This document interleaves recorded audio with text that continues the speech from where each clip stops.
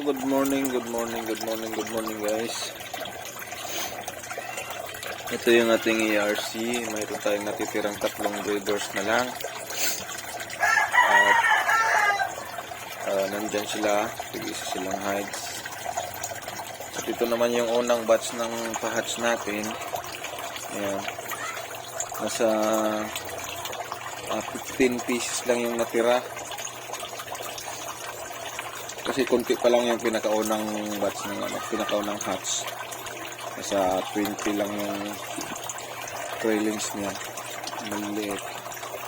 Yan na siya ngayon. 2 buwan na higit. Ayan.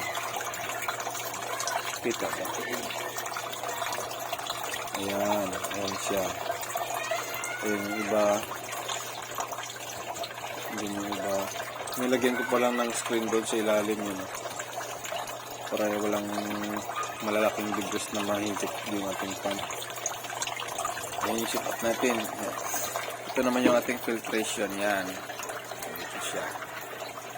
Lagyan ko lang din ng mga kunting halaman. Yan ah. Yan. Ito.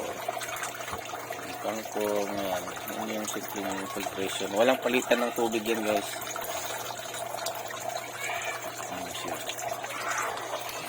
Tapos, ito naman yung bago nating trailings. Ayan. 1 week. Or magto 2 weeks na trailings natin.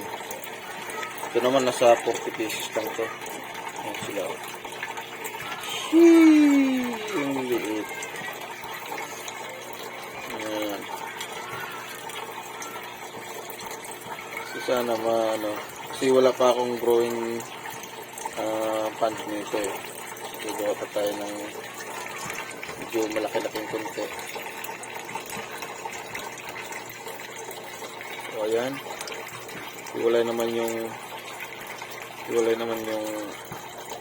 filtration niya. Ito naman yung filtration niya. Ayan. Lagyan ko rin ng halaman doon. Ayan guys, sit up natin yan. Mga halaman dyan. Lagyan ko ang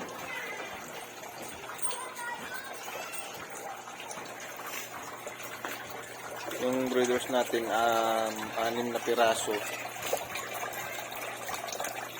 3 na lang ang natira.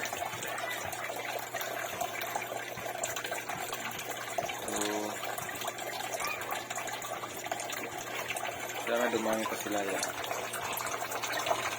So, yun guys, bye bye.